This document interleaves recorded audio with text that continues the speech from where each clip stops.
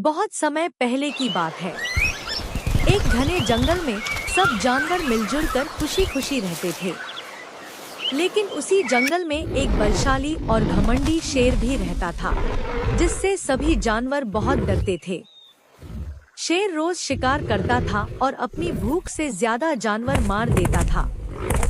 बाकी जानवर आपस में फुसफुसाते, अगर ऐसा ही चलता रहा तो एक दिन जंगल खाली हो जाएगा। सबने मिलकर एक सभा बुलाई। हिरन ने कहा, दोस्तों, हमें कोई उपाय करना होगा। बंदर बोला, क्यों न हम रोज एक एक जानवर शेर के पास भेज दें? इससे हम सबका जीवन बच जाएगा। यह सुनकर सब जानवर सहमत हो गए। उन्होंने एक बहादुर जानवर को शेर की गुफा में भेजा। डरते हुए जानवर ने शेर से कहा, महाराज, अब से रोज बारी बारी से एक जानवर आपके पास आएगा। आपको शिकार करने की जरूरत नहीं पड़ेगी। शेर घमंड से बोला, हूँ, ठीक है, यह मुझे मंजूर है। कुछ दिनों बाद जंगल की सबसे चालाक लोमड़ी की बारी आई।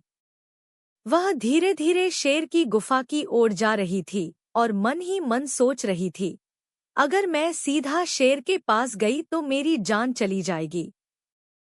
मुझे कोई चाल चलनी होगी। लोमड़ी जानबूझकर देर से पहुंची। शेर बेचैन होकर गुफा में घूम रहा था और जोर से दहाड़ते हुए बोला, लोमड़ी, इतनी देर क्यों कर दी?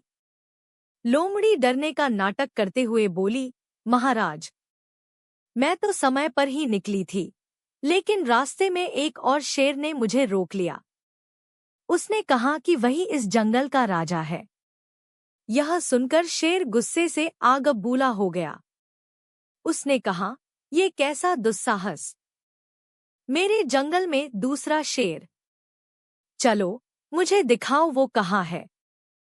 चालाक लोमड़ी शेर को जंगल के एक गहरे कुएं के पास ले गई और बोली, महाराज, वह इसी कुएं में है। जैसे ही शेर ने कुएं में झांक कर देखा, उसे अपनी ही परछाई नजर आई। उसे लगा कि यह दूसरा शेर है। गुस्से में आकर वह जोर से दहाड़ा और कुएं में कूद गया। इस तरह अपनी अक्ल का इस्तेमाल करके चतुर लोमड़ी ने पूरे जंगल को उस बलशाली शेर के आतंक से बचा लिया। इस कहानी से हमें यह सीख मिलती है कि अक्ल बलवान से भी बड़ी होती है, क्योंकि बुद्धि का उपयोग करके बड़ी से बड़ी समस्या का समाधान किया जा सकता है।